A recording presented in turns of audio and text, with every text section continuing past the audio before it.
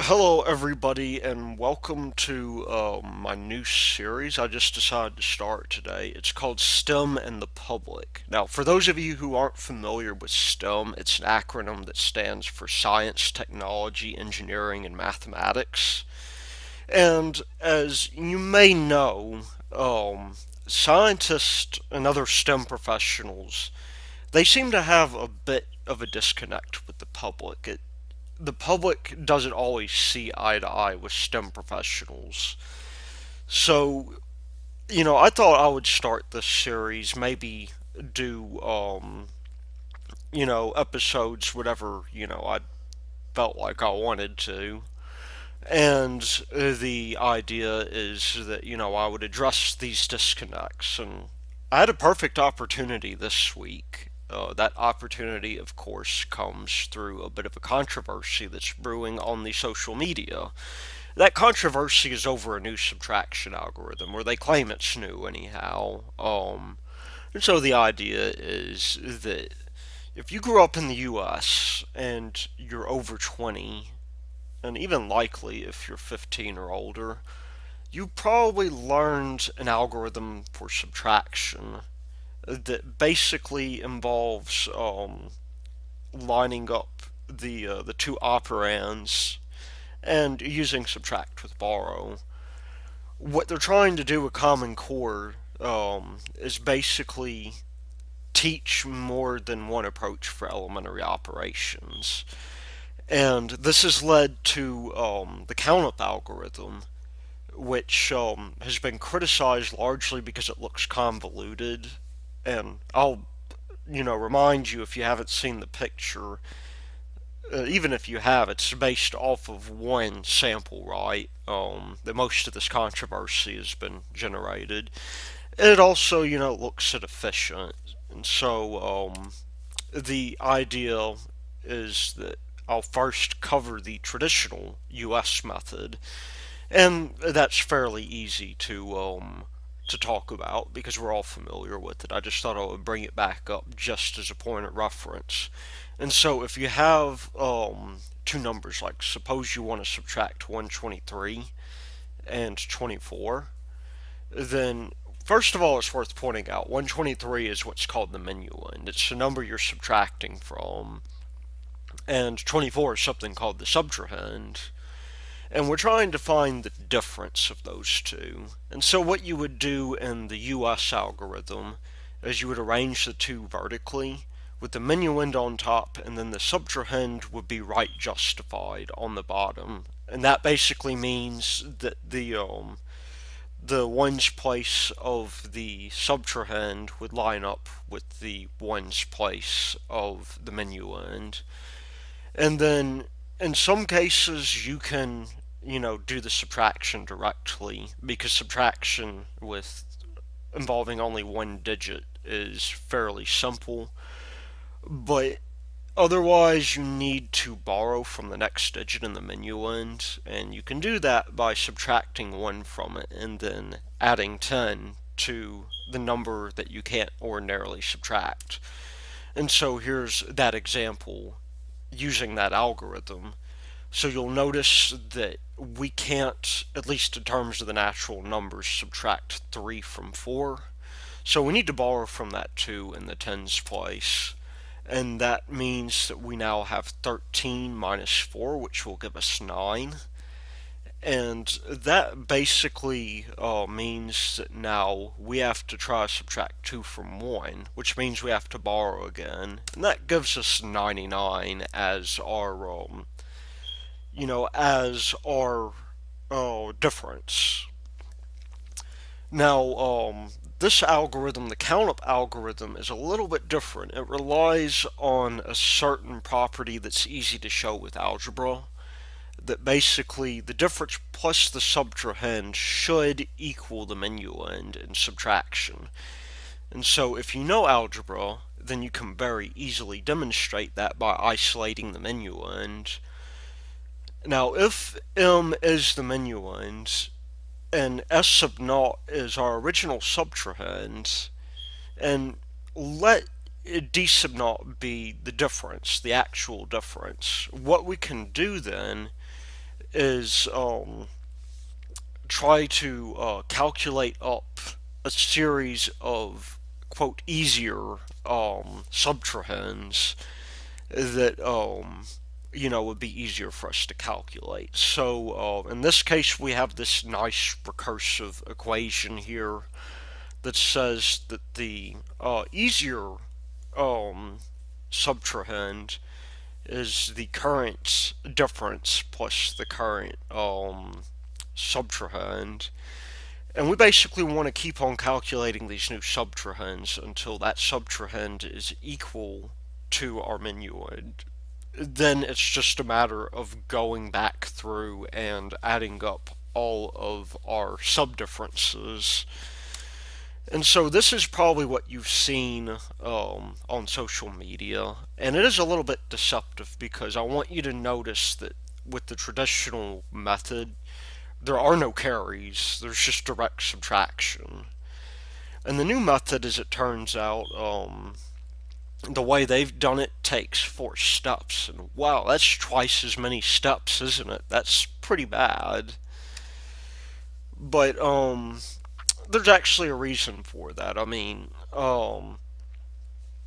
if you compare the 2 steps to the 5 steps, and that actually that last sum, a lot of people, if you're a masochist, you would actually break that up into 4 sums, or to 3 sums rather, because there's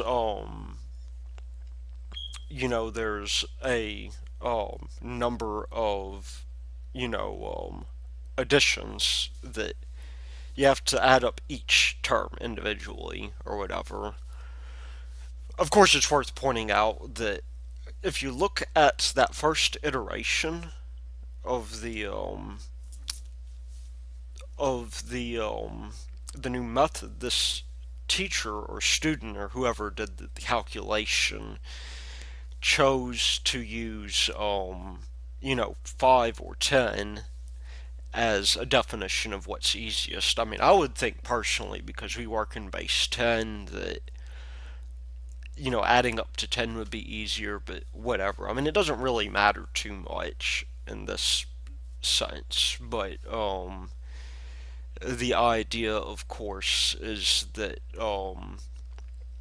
it looks unnecessarily convoluted at this point, and I want you to notice that this person has labeled this as a new way as opposed to the old-fashioned way.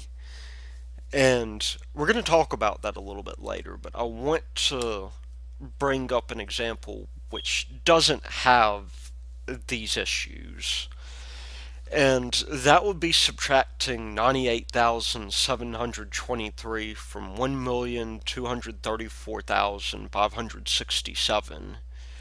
And this is using the new method, so what we end up doing is we see this 3 here. We know that 3 plus 7 is going to equal 10, which yields us 98,730. And additionally, we notice that 3 plus 7, or 30 plus 70 is equal to 100. So that gives us 98,800.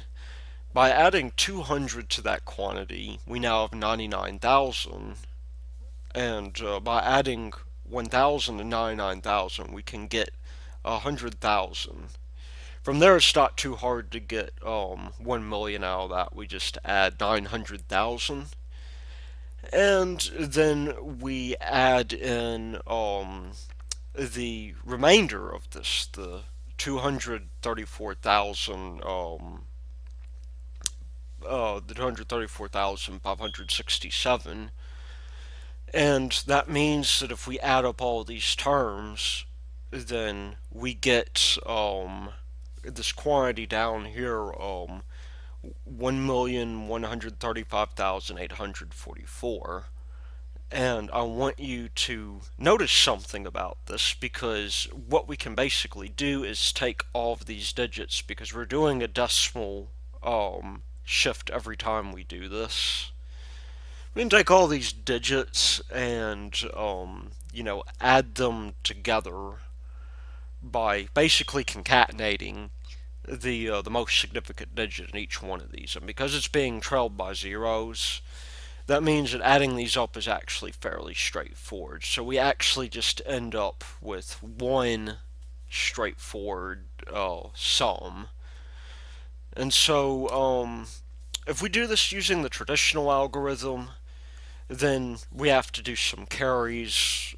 I mean, it still works pretty well, but it looks less of a problem in this case because now we have 10 steps in the traditional method and we have 6 steps in the CountUp method.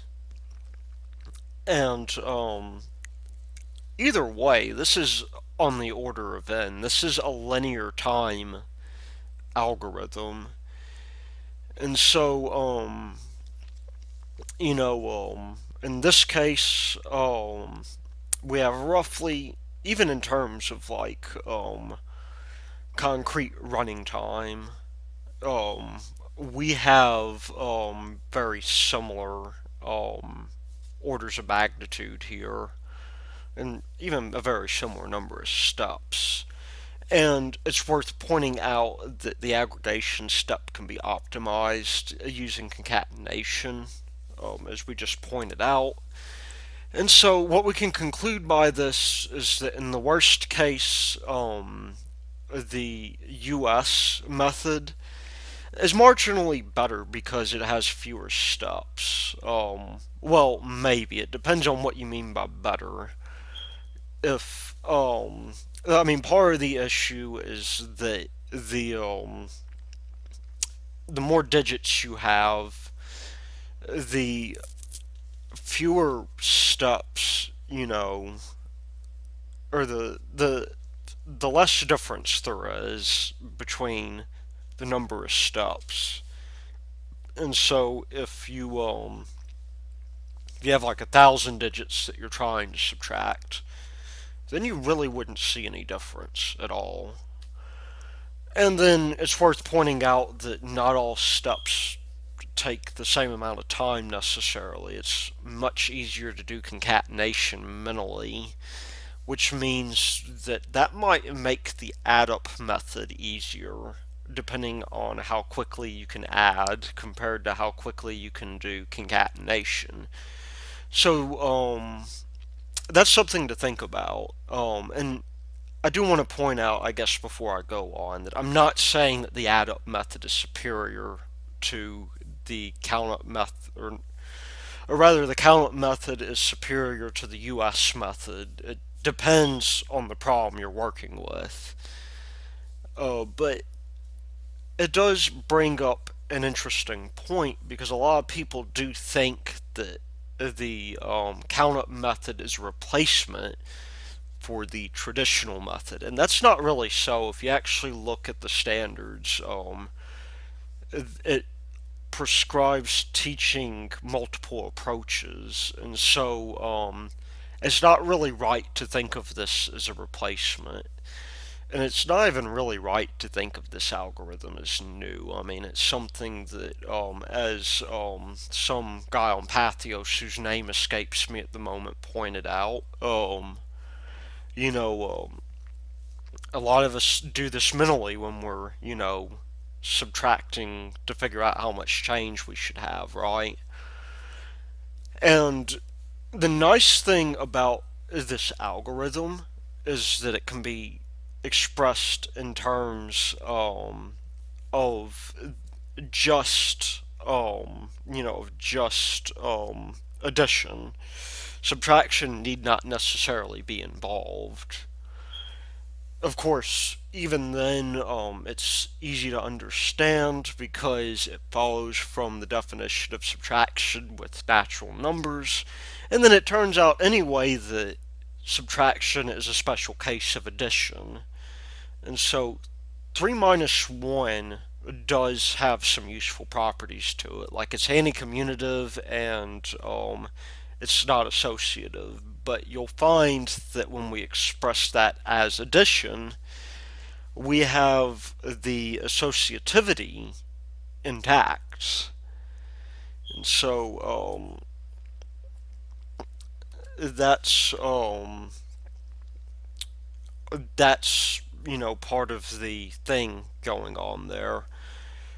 However, there's still been some backlash, and it's a little bit hard from my perspective to understand it. I mean, the way I understand it, there's a few reasons why this is the case, and that comes down to one, maybe parents not understanding it. A lot of people have explicitly said this, I don't understand the new method.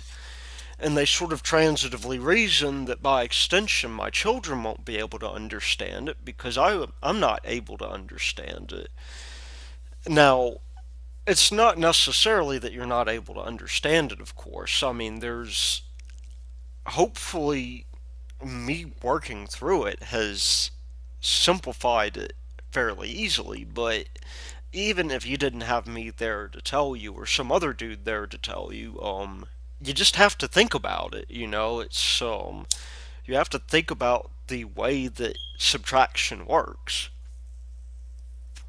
And when you do, it doesn't really bother you that much anymore. You're like, oh yeah, this actually does make some amount of sense. But there's also this sort of idea there that our children aren't adaptable, and they really are. They can learn a variety of things, and by the time you hit my age, it becomes a lot more difficult to learn. You have to almost sort of make a concerted effort to learn the older you get. But the thing is that what I find even more bewildering about this is that parents usually accept this fact whenever their children get further into school. Like, let's say when they get into middle school and they're, maybe joining band or learning to speak a language like French or German or Spanish, and now maybe this is a U.S. centered view. I mean, it's probably right to make it a U.S. centered view because this is something primarily going on in the U.S. I'm not sure if Europeans would really care. And I mean, I do know the fact that most Europeans learn a foreign language, if none other than English, from like the perspective of maybe a non-English speaking country like maybe Germany or Belgium or France or Spain or Italy. I mean, it's more or less required to get along in the world, and so to them, it's not really, that big. It may not be that big of a problem to begin with because they do have strategies for learning other languages. Here, a lot of people, at least in my locale, they learn French. They learn Spanish, but they don't really learn it all that well. It's an elective you take, and you can go through school not learning any foreign language. In some areas, for there are statewide scholarships where you do have to learn a foreign language in order to in order to get the scholarship. But you can, in principle, get out of school without learning a foreign language. And the thing I want to really point out about this is that it sends our children the message that, well, because I can't understand it, there's no reason to think you would. And that's a rather discouraging message to send out, I would think. I wouldn't tell my children that. I would tell them, I don't understand it, but maybe you will. And maybe I might even tell them, well, why don't we try to learn some of this together? You know, it seems to me that putting coming to this conclusion that our children won't understand it is fundamentally not giving our children enough credit. And there's also this sort of resistance to change because a lot of us did grow up learning this one single method. And we come to the conclusion that my way is good enough for me, which, again, I don't really understand. Because, when I was growing up, a computer was not a household item. Now it's kind of hard to imagine living in the US without access to a computer. And, at any rate, um, understanding is better than just being able to do things just good enough, right? I mean, the analogy I like to use here is, you know, let's say you're, you drive or whatever, and your car breaks down on the side of the highway. Now, one method that is simple, and which may be superior, might be to call a mechanic and a towing company. But then again, maybe learning a little bit about how the car works means that you can save a little bit of money, right? It might be your only option if you don't have enough money to call a mechanic. And so this leads to the idea that the good enough method is not always the practical one. Um, in the case of this particular algorithm, or in algorithms in general, there may be constraints that make it impractical. For instance, it may take way too long to calculate. A good example of that would be the traveling salesman problem, where it could, because of the kind of algorithm it is, it could, even on modern computers, take millions of years. And that's, of course, with enough nodes in the graph. But the other thing, of course, is that, we sort of have this intuitive sense that that's the case anyway. I mean, there's an old aphorism which goes something like, there's more than one way to skin a cat. And so, I was saying my way is good enough for me, and saying, well, the other ways aren't worth learning, then what you're essentially saying is, no, there's one superior way to skin a cat. And, it's, even from a common sense perspective, and I mean, it's not necessarily the case that common sense gels with reality, but this is where common sense and reality intersect quite nicely. I mean, there usually is more than one way of doing something, and we don't want our children to get stuck in that perspective where, if the good way, the way I'm used to, doesn't work, I should just give up. I mean, that's not a good way to approach any problem, in my opinion. And there's going to be issues that come up in your children's career where the good enough method doesn't always work, and they're going to have to learn, you know, how to form contingency plans, how to deal with how to have either backups, or how to be resourceful in the face of that kind of adversity. And so, here in the U.S., I mean, it's no secret, a lot of people, they don't like the federal government. But I can't always say I blame them about that.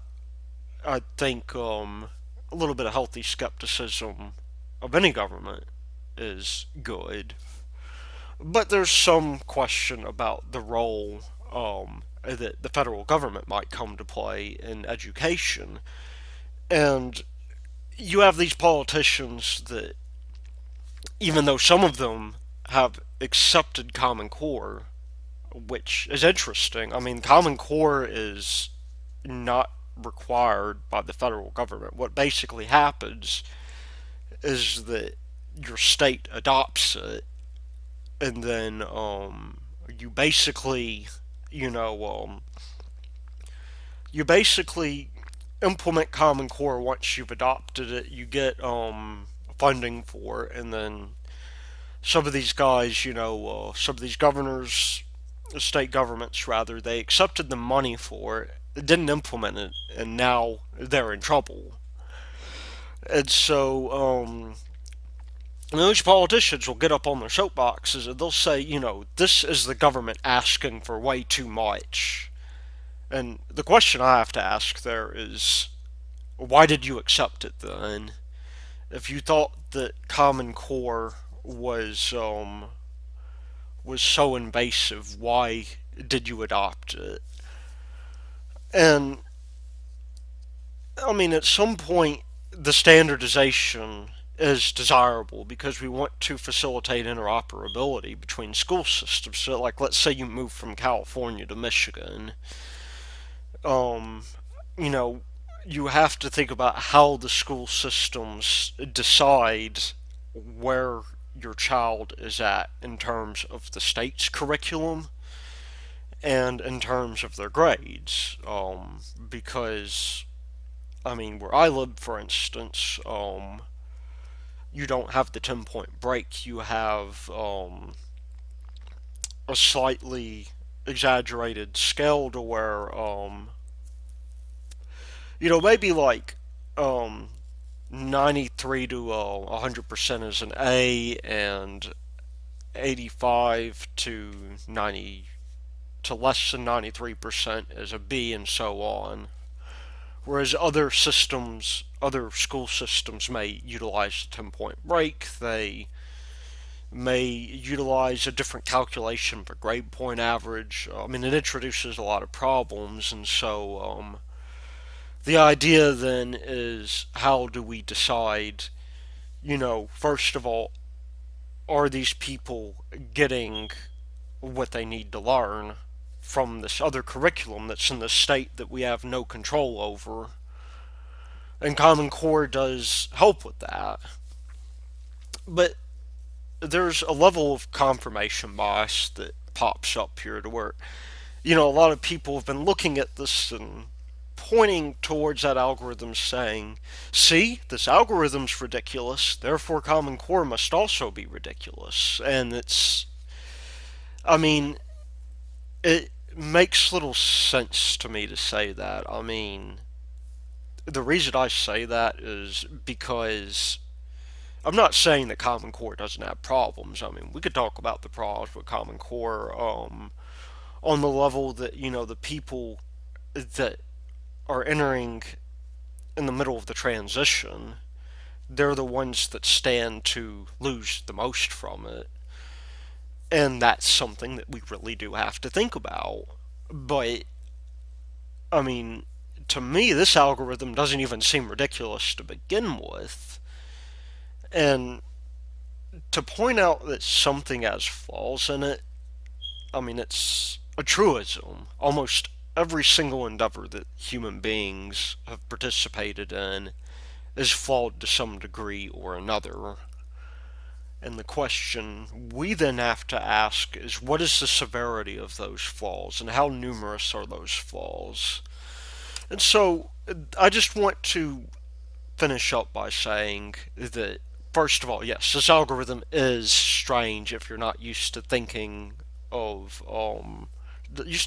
these terms. And skepticism, as it turns out, is very good. But I just thought I might point out that you're not being skeptical if you take a claim and you dismiss it out of hand without analyzing it whatsoever. I mean, then you're just being contrary, and you might have actually missed out on a better way of doing something as a result, or you might have missed out on an opportunity to learn. And so, my advice is to be skeptical and not contrary. And especially, like, I mean, it, children are the biggest, I'm not sure I would call them victims, maybe targets of politics, because we all look at children as, maybe the way that we should. that they're little people that are growing up and need our guidance. And the thing I've got to say is that you really do. If you say you're concerned about your children's well-being, then don't let politics get in the way of your children's education, because they're the ones that have to make use of it.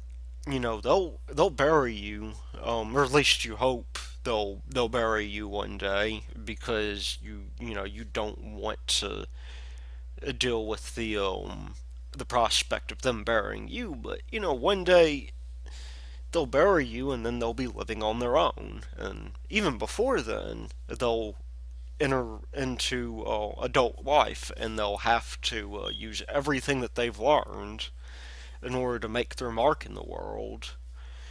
And that really means to me that we have to make our education policy as good as we can make it.